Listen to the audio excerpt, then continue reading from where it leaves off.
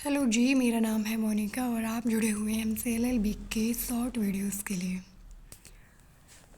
LLB के first semester में पहला पेपर ज्यूरिस्प्रूडेंस का होता है, जो सबसे आसान सब्जेक्ट माना जाता है, लेकिन बैक भी सबसे ज़्यादा यही लगती है।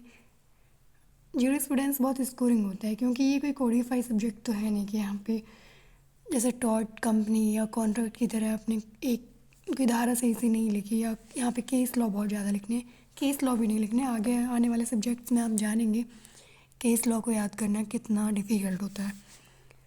तो ज्यूरिस्प्रूडेंस में सामने आप सिलेबस देख रहे हैं, 8 टॉपिक होते हैं। 6, 7, 8 से इतने ज़्यादा क्वेश्चंस नहीं आते, वेरी शॉर्ट में ही पूछ लेगा, जिससे पूछ लेगा लॉ एंड मॉरलिटी में क्या डिफरेंस है। एक शॉर्ट वीडियोस में मैंने कराया है, आप देख सकते हैं। इकोनॉमिक अप्रोच तो बिल्कुल भी नहीं पूछा जाएगा। पहले जो टॉपिक है 1, 2, 3, 4, यहाँ से क्वेश्चन बहुत ज़्यादा बनते हैं। रोस्कोपाउंड और लियोन ड्यूइट को वेरी शॉर्ट में पूछा जाता है। ऑस्टिन और केल्सन को बार बार पढ़ें, 4 से 5 बार पढ़ें, जब जाके आप 4-5 पेज लिख पाएंगे, क्योंकि वेरी शॉर्ट, लॉन्ग या शॉर्ट में कहीं ना कहीं से क्वेश्चन बनता है। क्वेश्चन पेपर कैसा होता है दिखाती हूँ। ज्यूरिस्प्रूडेंस का PYQ गूगल से डाउनलोड कर सकते हैं। मेरे पास फ़िलहाल में ये मौजूद था तो मैं यही दिखा देती हूँ आपको। सेक्शन ए में वेरी शॉर्ट क्वेश्चन पूछे जाएंगे, जहाँ पे 5 क्वेश्चन करना कंपलसरी होता है। सेक्शन बी में 3 क्वेश्चन होते हैं, जहाँ पे 2 करना कंपलसरी है, और सेक्शन सी में 5 होते हैं, जहाँ पे 3 कंपलसरी है। सेक्शन सी जो ये होता है लॉन्ग आंसर वाला, ये 60 मार्क्स का होता है। लॉन्ग आंसर के लिए कम से कम 5-6 पेज होने चाहिए, शॉर्ट के लिए 2.5-3 पेज का आंसर होना चाहिए, और वेरी शॉर्ट को आप 2 पेज में कर सकते हैं। फर्स्ट डिवीज़न से पास होने के लिए इतना करना ज़रूरी है। ऐसा नहीं है कि ज़्यादा पेज भरने से आपको ज़्यादा मार्क्स मिल जाएंगे, लेकिन ये होता है कि एक क्वेश्चन में एक टॉपिक जो भी दिया हुआ है, जो एग्ज़ाम पूछ रहा है, उसके बारे में डिटेल में लिखें ज़्यादा से ज़्यादा। हो सके तो घर पे 1-2 लॉन्ग आंसर लिख के जाएं, ताकि एग्ज़ाम हॉल में डिफ़िकल्टी ना हो। क्वेश्चन पेपर कैसा होगा देख लिया आपने, और कौन से टॉपिक से क्वेश्चन आते हैं देख लिए। अब जैसे ऑस्टिन और केल्सन होता है, ये 2-3 तरह से पूछ लेता है। ये सिर्फ वेरी शॉर्ट या शॉर्ट लॉन्ग ऐसा नहीं है कि तीनों में से सिर्फ एक जगह आएगा, तीनों जगह भी इनमें से क्वेश्चन दे सकता है। देखिए, केल्सन का शुद्ध विधि का सिद्धांत हर बार पूछा जाता है। शुद्ध विधि का सिद्धांत क्या है, और इसे शुद्ध विधि क्यों कहते हैं? विधि विज्ञान है, नहीं कि संकल्प या इच्छा की अभिव्यक्ति। केल्सन ने ये बोला। जैसे हम पढ़ते हैं ना कि ज्यूरिस्प्रूडेंस विधि का विज्ञान, और इसमें विधि शास्त्र में विधि का विज्ञान में क्या अंतर है, और कई जगह विधि शास्त्र को दर्शन कहा गया है।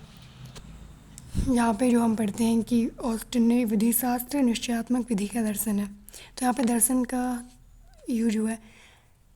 इसके पीछे कोई ख़ास वजह नहीं है। 17-18 सेंचुरी में क्या था कि विज्ञान शब्द का प्रचलन ना होकर दर्शन शब्द का था। जैसे फिजिक्स के लिए भी ना दर्शन का ही यूज होता था, फिजिक्स फिलॉसफी, मैथ्स के लिए भी फिलॉसफी, तो ऐसे ही था। हाँ, हम बात कर रहे थे केल्सन की प्योर थ्योरी के बारे में।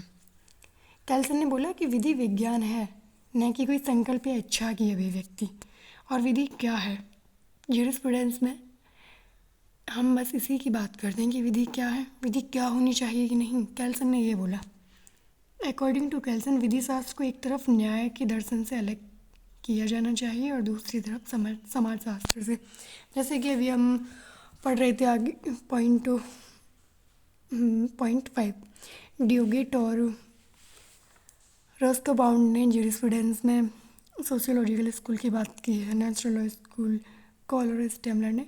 तो ऐसे ही केल्सन ने जो अपनी प्योर थ्योरी दी है, तो उन्होंने इन सब की मना किया है कि ये कोई सोशल से रिलेटेड नहीं है, और ना ही न्याय से रिलेटेड है।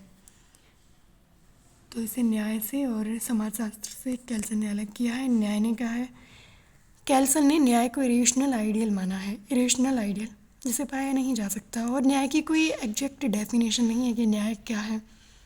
केल्सन ने विधि से आदर्शात्मक तत्व को अलग कर इसकी शुद्धता कायम करनी चाहिए। विधि जो है उसकी बात की गई है, विधि जो होनी चाहिए उसकी बात नहीं की गई है। ऑस्टिन की और केल्सन की थॉट्स में क्या डिफरेंस है, अब यहाँ से हम थोड़ा सा क्लैरिफाई कर सकते हैं। विधि शास्त्र 3 के तौर पे ऑस्टिन और केल्सन की विचारधारा में क्या अंतर है, ये बार बार पूछा जाता है। ये समझिए, ऑस्टिन ने विधि शास्त्र को विद्यात्मक विधि और सामाजिक विधि शास्त्र 2 पार्ट्स में डिवाइड किया है। विद्यात्मक विधि क्या है? सर्वोच्च सरकार के द्वारा जो निश्चित रूप में कही जाने वाली विधि है। और सामान्य विधि शास्त्र क्या है? ऐसे विज्ञान से है जिसका संबंध सिद्धांत, मनोभावों और विविधों की व्याख्या से है, जो विधिक प्रणालियों में सामान्य है। कुछ लॉ है ना जो सभी जगह सामान्य है, जैसे कर्तव्य हुए।